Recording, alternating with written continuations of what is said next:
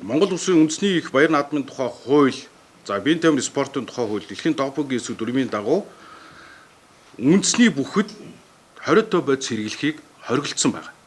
Тэгэхээр хориотой бодисоо тухайн тамирчин маань өмнө 4 удаа допингийн эсрэг хяналтанд орж шинжилгээ өгч ирсэн гэдгээ өөрийн тайлбараар хэлсэн.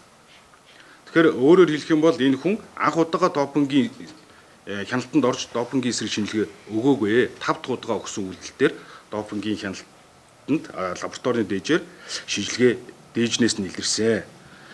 За ийм учраас энэ допингийн дүрмийн энэхүү зөрчлүүд нь за процессын зөрчлийг би ярьж байгаа шүү дээ авчихад тийм процессын зөрчлүүд нь шинжилгээний эцсийн үр дүнд нөлөөлөх үс биш байна. Дээд цуглуулах үе шат бүхэлдээ зөрчигдөөгүй гэж үзнэ. Бүхэлдээ шүү. Хэвлэлийн шаардлага бүхэлдээ гэж гарсан. Зөрчигдөөгүй гэж үзнэ. За ийм учраас Бадарчин 7095 868 дугаартай шинжилгээний хариуг хууль ёсны гэж үзнэ.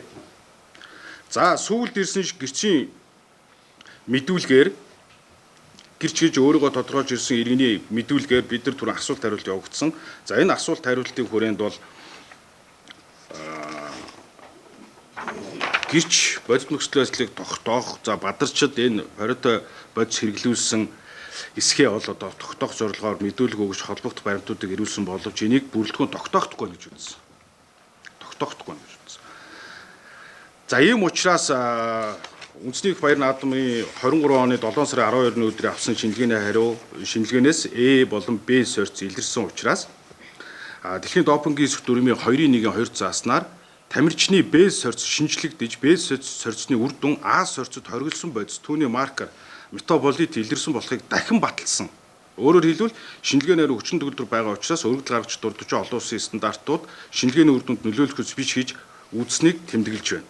За ийм учраас үндэсний их баяр наадмын зохион байгуулах хорооноос Бадарчид барилдах эрхийг 4 жилээр хассан шийдвэрийг хэвээр үлдээж байна.